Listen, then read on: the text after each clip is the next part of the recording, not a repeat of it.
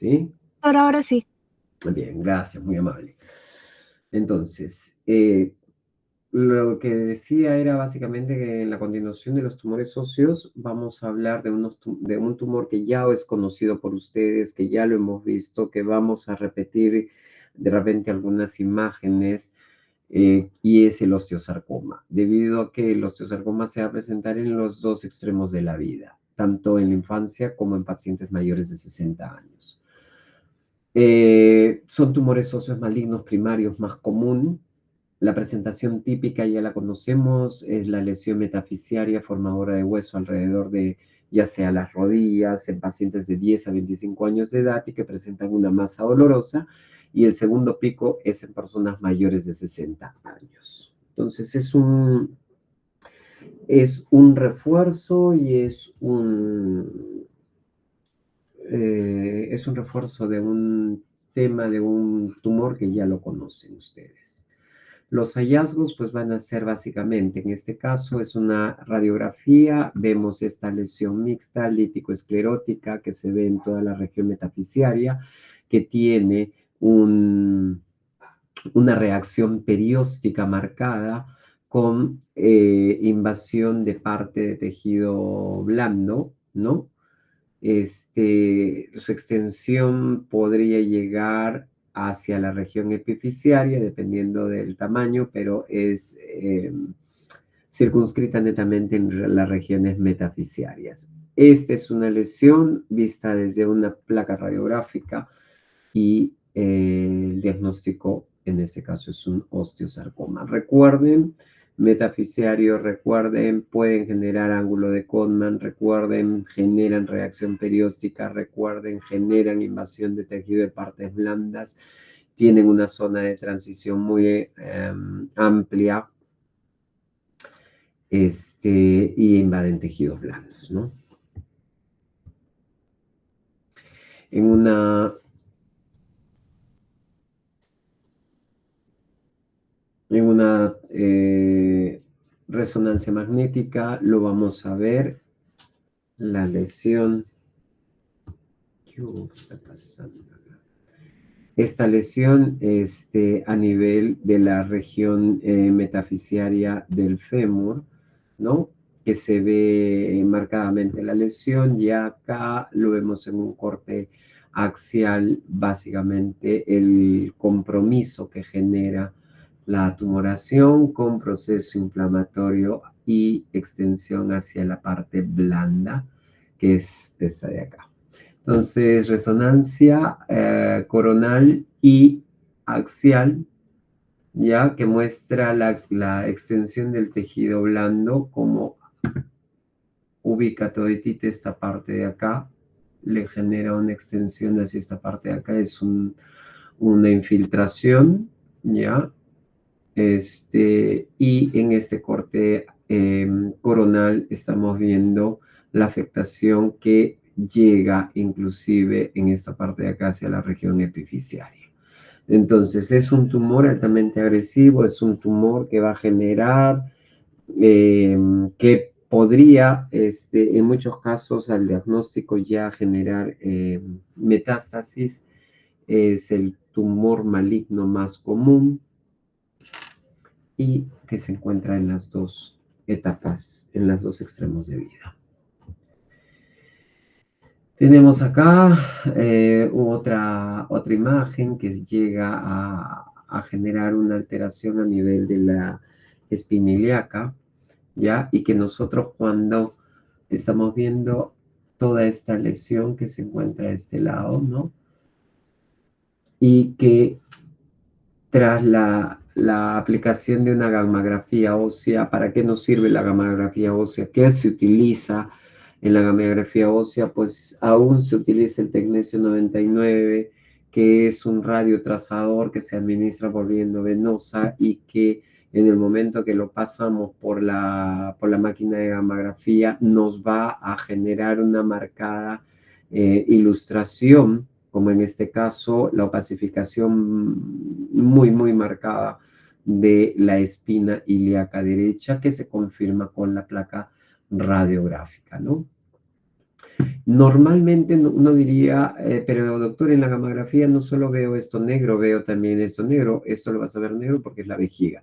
¿Y por qué estas partes las veo negras? Es que también hay metástasis a distancia. En realidad, la gamografía ósea tiene bastante sensibilidad, pero poca especificidad. ¿Ya? Y cualquier articulación que tenga un proceso inflamatorio va a marcar en la gamografía. Entonces, si tú tienes un proceso inflamatorio a nivel articular o tienes artritis o artrosis y te van a pasar gamografía ósea, obviamente va a marcar las partes de las articulaciones que están inflamadas sin tener estas un proceso maligno. En este caso se le pidió porque ya en este punto se había observado que había toda una alteración a nivel del espina ilíaca. Por eso es que se le pide y se confirma con, con la gammagrafía.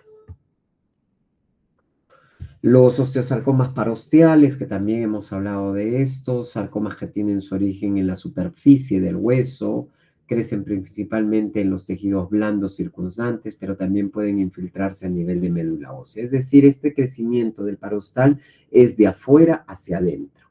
Y el hecho de ser parosteal hace que crezca a nivel de las estructuras de partes blandas que están en contacto con la alteración y también hacia la parte interna a nivel de médula ósea. Localizado en el lado posterior del fémur distal, más frecuente, la osificación suele ser más madura en el centro que en la periferia y esto se opone a la miositis osificante, que también puede presentarse cerca del hueso cortical. Miositis, hablamos de músculo osificante, es que el músculo se empieza a petrificar. Y la diferencia entre una osificación de un osteosarcoma parosteal y una miositis osificante es que la parte de osificación en el osteosarcoma parosteal es más en el centro que en la periferia, y no así en la miositis osificante, que lo que involucra es el músculo como tal.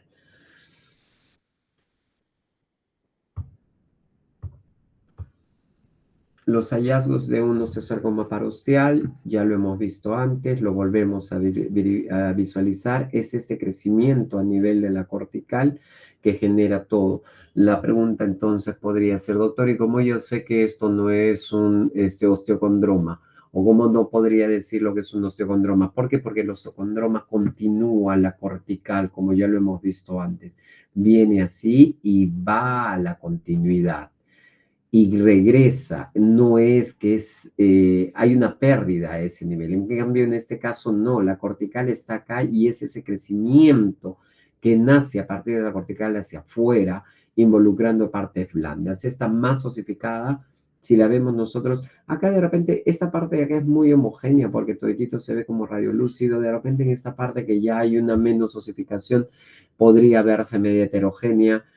Es una lesión, esta masa ósea es adyacente a la cortical de la estructura ósea y cuando vemos con toda la invasión de tejido de partes blandas, la manifestación de la cortical y el crecimiento hacia la parte externa, ya nos hace pensar en posibilidad de un osteosarcoma parosteal. Nuevamente les digo, la diferencia entre el parosteal y el osteocondroma es porque el osteocondroma continúa con la cortical al crecimiento externo, esta no. Visto desde resonancia magnética en una secuencia ponderada en T1 en corte sagital, estamos viendo que tenemos una señal o hiposeñal en la parte más central, que es la parte de osificación que está pegada a la cortical, ¿ya? ¿Y por qué la vemos hiposeñal? Porque miren la cortical, ¿cómo la vemos? La cortical, hueso macizo, duro, y de acá proviene toda esta imagen o esta proyección de osificación, y por eso es que la parte central la vamos a ver, obviamente, hiposeñal, ¿ya? Y el crecimiento posterior, miren cómo genera el desplazamiento y la proyección hacia el tejido de partes blandas. Habíamos hablado de que tenía también un crecimiento, o que podía tener un crecimiento hacia la parte de médula ósea, y miren cómo se va viendo un poco del compromiso de crecimiento hacia la parte interna. Otro evento a nivel de la región diaficiaria del fémur, adyacente a la corteza, proveniente de corteza. Si sería un osteocondroma, esto abriría hacia este lado y continuaría con la exostosis que se presenta en un osteocondroma, pero en este caso no. Es una masa osificada adherida a la cortical, proveniente de la cortical, por eso es el osteosarcoma parosteal.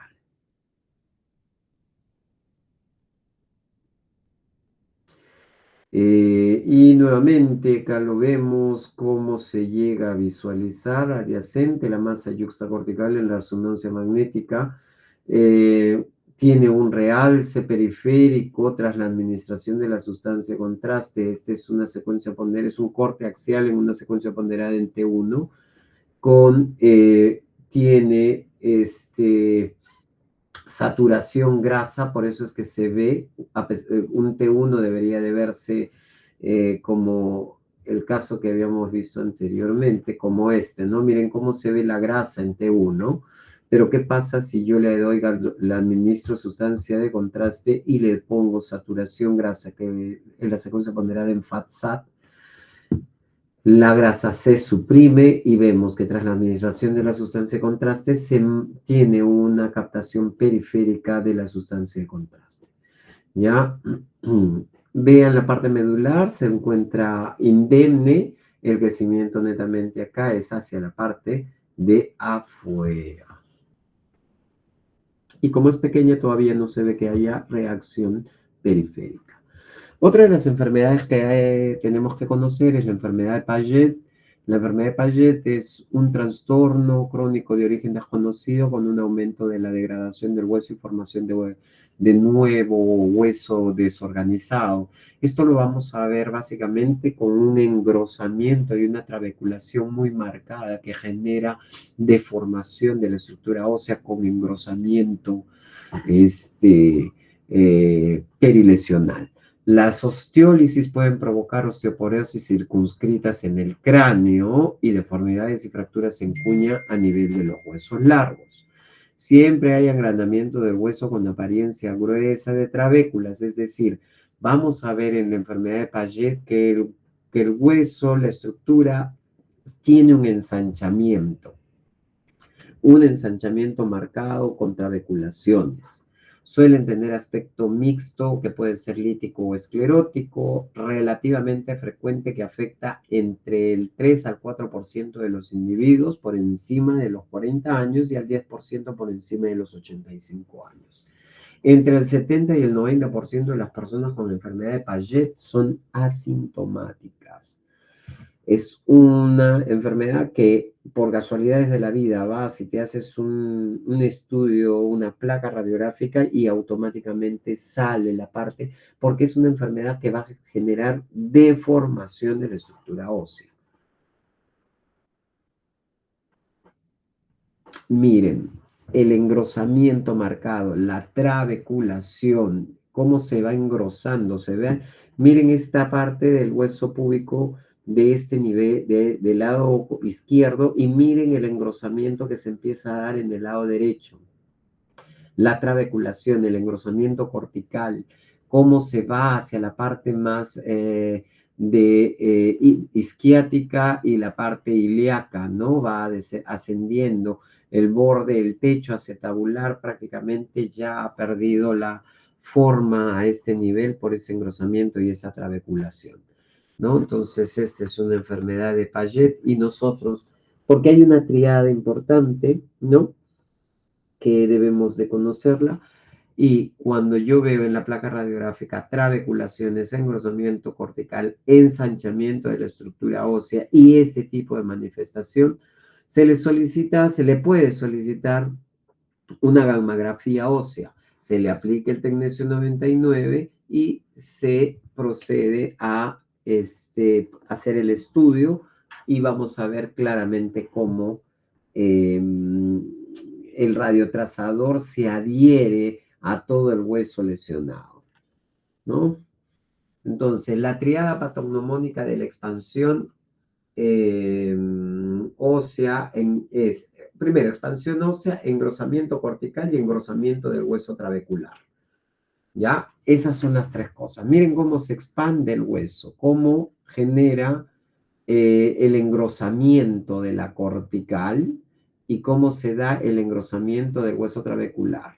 Toda esta parte de acá, la parte trabeculada, se ve esas como líneas que se ven, todo eso. Entonces, más toda la alteración del propio hueso como tal, que es en la fase esclerótica o mixta de Payet, esto sumado a una gammagrafía ósea positiva da el diagnóstico. ¿Ok? Entonces, buscamos primero expansión ósea y engrosamiento cortical con engrosamiento del hueso trabecular. Buscamos que la lesión sea lítica esclerótica y buscamos que en la solicitud de la gammagrafía ósea salga que es positivo y 1, 2, 3 sumados nos dan Payet como resultado de diagnóstico. Miren a nivel de lo que es el cúbito, ese cúbito ya es mucho más grueso que el radio, ¿no? El engrosamiento marcado, el ensanchamiento de la cortical, la lesión mixta que es esclerótica y lítica al mismo tiempo, el ensanchamiento del hueso propio, y si a este le hubiésemos pedido una gammagrafía ósea, pues la gammagrafía ósea nos muestra todo eh,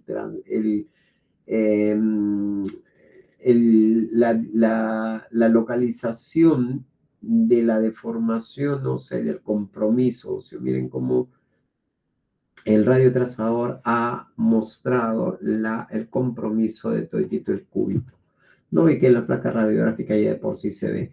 Entonces, si nosotros vemos una placa radiográfica que está mostrándonos este tipo de características, este tipo de lesión, ese tipo de ensanchamiento, tanto de la estructura ósea como de la cortical, ya automáticamente decimos, hay que pedirle una gammagrafía. Le hace la gammagrafía, sale esto y decimos, listo, ya, no hay más. Es una enfermedad de Paget. Entonces, ensanchamiento del eje del cúbito con un aspecto mixto lítico, esclerótico y trabecular gruesa. Captación intensa del marcador sobre la gammagrafía ósea hace que el diagnóstico de la enfermedad de Paget sea lo más probable en este caso. Habíamos visto en niños el sarcoma de Ewing, pero no olvidemos que no solo es el sarcoma de Ewing, existe intraesquelético, también existe un sarcoma de Ewing extraesquelético. Ya es raro y menos frecuente que el óseo, con una prevalencia entre 15 y 20% de todos los sarcomas de Ewing. Se suele manifestar en pacientes jóvenes entre 20 meses y 30 años de edad. La edad de presentación es ligeramente mayor que en el óseo y el rango de edad también es mayor. ¿Ya? Es raro ver este tipo de sarcomas en población de color, al igual que el sarcoma de Ewing. Ambos, tanto el esquelético como el extraesquelético, es rara ver su afectación en población de raza negra. En la clínica, ¿cómo es que llega el paciente? ¿Cómo yo podría despertar las alertas de sospecha? Pues que los pacientes suelen presentar una masa grande, solitaria, de rápido crecimiento, ya sea superficial o profunda, y que normalmente al diagnóstico miden entre 5 y 10 centímetros, y que se acompañan de un dolor en la mitad de los casos. No hay forma característica de presentación imagenológica y aparecen frecuentemente como una masa de partes blandas inespecífica en la región paravertebral o en las extremidades inferiores. Las localizaciones más frecuentes son paravertebrales, miembros inferiores, pared torácica, retroperitoneo, pelvis y cadera y miembros superiores con el 3% de representación. Entonces, las regiones paravertebrales son las de mayor frecuencia. Por ejemplo, acá vemos que en la región justo, región paravertebral, vemos que ya se va manifestando una alteración a nivel en el cuadro A, que es una secuencia ponderada en T2, ¿no? La siguiente es una secuencia ponderada en T1 y la otra con gadolinio, lo cual nos permite la visualización y captación de toda la zona que se encuentra con proceso inflamatorio a nivel de región posterior de columna vertebral. Estamos viendo acá que hay una discreta alteración en todo esto, confirmado en la secuencia ponderada en T1, y cuando le damos la sustancia de contraste en una secuencia ponderada en T1, vemos que no solo es afectación paravertebral, sino que ya genera por contigüedad alteración del cuerpo vertebral. Entonces, saturación es un STIR con saturación grasa, secuencia ponderada en T1 y secuencia ponderada STIR o secuencia ponderada en T2, pero con tiempo de eco y de repetición cortos. Por si acaso, a eso se le llama el STIR. Este STIR es una secuencia ponderada en T2 con saturación grasa. ¿Ya? La secuencia ponderada en T1 y secuencia ponderada en T1 con gadolinio. Y vemos toda esta alteración acá. Entonces es un extraesquelético, vemos que primero hay una afectación paravertebral y posterior compromiso de cuerpo vertebral, que inclusive a nivel del sacro también tiene su extensión.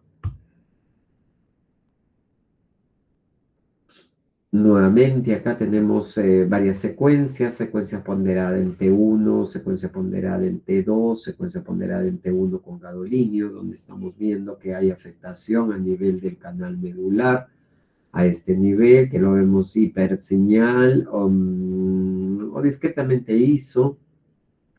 hipo e hiperseñal, ¿no? Que ya vemos cómo se va dando a nivel de las alteraciones a nivel del canal medular visto desde cortes axiales. Entonces, esta es una secuencia ponderada en T1, secuencia ponderada en T2. Miren cómo en T1 se ve hiperseñal, en T2 se ve hiposeñal. ¿Ya? En secuencia ponderada en T1 lo vemos isoseñal, en T2 lo vemos hipo, tras administración de la sustancia contraste lo vemos con captación. Y a nivel de cerebelo encontramos que ya tiene manifestaciones intraparenquimales, intraaxiales, supratentoriales, ¿no? Con afectaciones. Este es un FLAIR, lo que es un STIR en el resto del organismo, el cerebro lo que se hace es un FLAIR, que ya lo vamos a ver, que es el FLAIR. El FLAIR te va a disminuir todo lo que es el líquido normal, es decir, suprime el líquido normal y solo deja el líquido patológico. ¿Ya? Y tras la administración de sustancia de contraste vemos que hay captaciones periféricas de lesiones intracerebrales producto de lo que son los sarcomas extraesqueléticos. Por eso le llaman extraesquelético, porque ya sale del rumbo.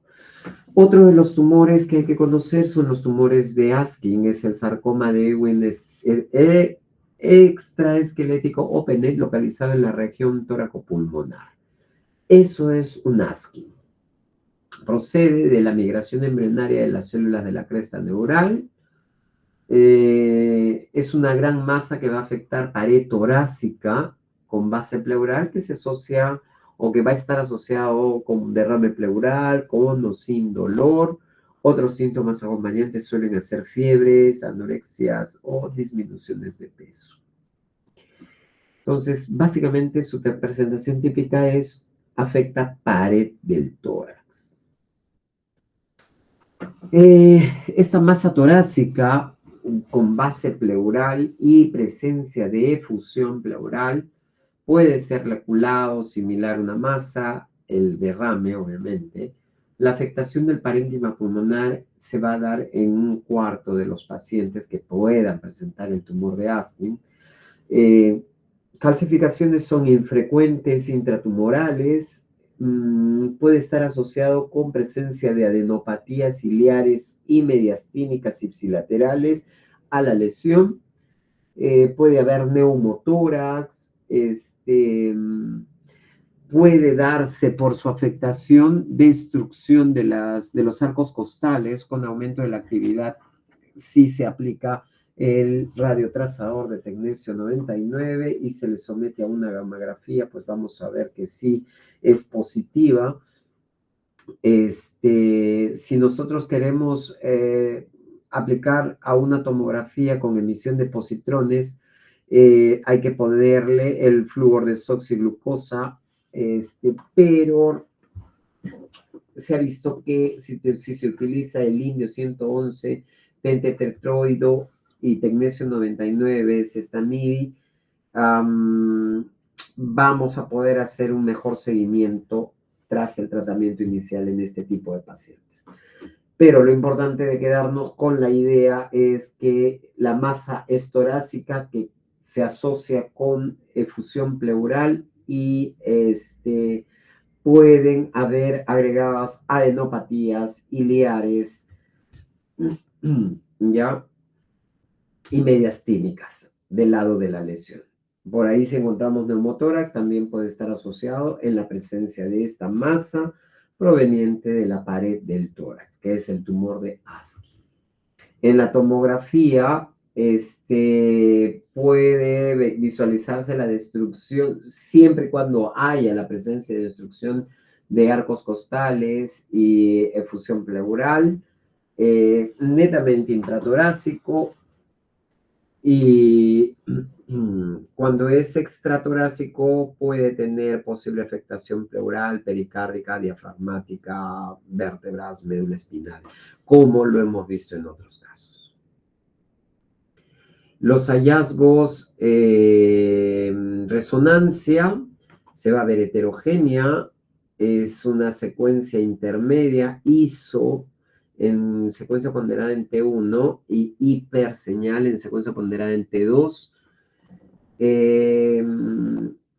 Pueden haber áreas hiperintensas que se van a mostrar adyacente a las estructuras musculares, ¿no? Puede tener presencia de hemorragias o necrosis, lo que va a generar estas hiperintensidades.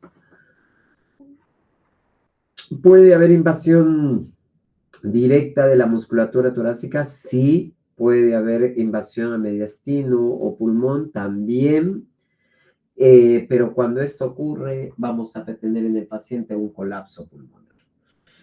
Si nosotros aplicamos sustancia de contraste, vamos a ver que hay un realce intensamente o un marcado realce tras la administración de contraste, lo que nos va a garantizar o demostrar que tienen un componente hipervascularizado.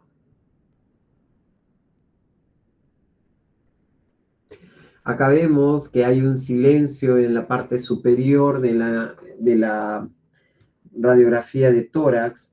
Yo pregunto entonces, ¿y cómo yo sé que esto no es una telectasia?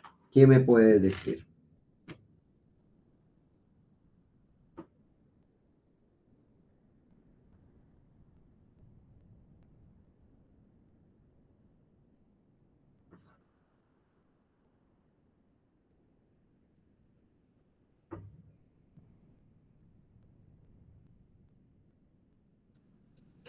No puede ser una telectasia porque la telectasia genera retracción de las estructuras adyacentes hacia el lado de la lesión, porque es como una cicatriz, y deberíamos de ver la tráquea desplazada hacia el lado de la lesión y no la vemos.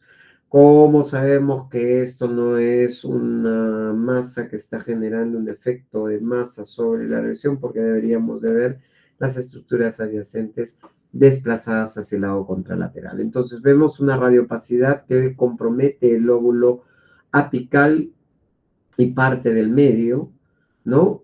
Y que en el estudio ecográfico, porque acá se le hizo una ecografía,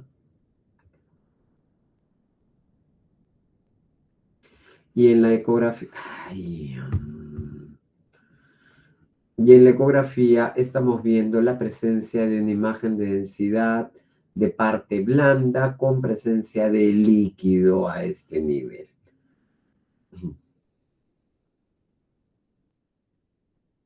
En la tomografía vemos una masa que se encuentra dependiente de pared torácica que genera, miren acá el compromiso que genera a nivel de largo costal, generando un engrosamiento, una infiltración ósea, pero recordemos que la tumoración afecta el hueso, no es una tumoración que nació del hueso y que creció hacia la parte externa, no.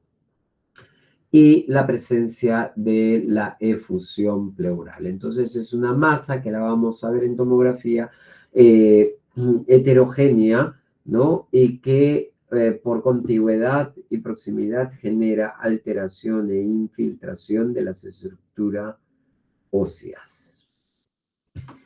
¿Ya?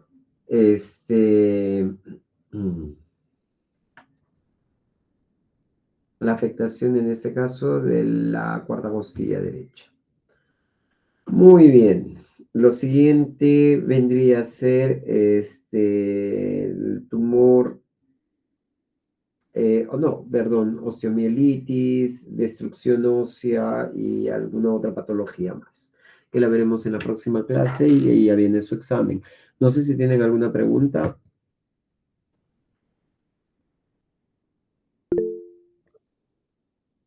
Dime, Walter. Sí, Doc, una pregunta. Por ejemplo, digamos, hay un patrón, digamos, que sea específico para yo decir, digamos, si se encuentra a nivel de la región paravertebral o pared torácica en el sarcoma de Ewing extraesquelético. Pues no. No es que exista algo patognomónico. En medicina muy raras veces las patologías van a tener un patrón patognomónico. Siempre vas a encontrar diferenciales y no es que se vea como una lesión de características unitarias en toda la presentación de sarcoma de Ewing extraesquelético, pero sí sus localizaciones y las secuencias en las que vamos a ver en la resonancia magnética son los que nos van a poder orientar al diagnóstico presuntivo con algunos diferenciales, ¿no? Pero no existe algo patognomónico. Ya, doctor, gracias. ¿Alguna pregunta más?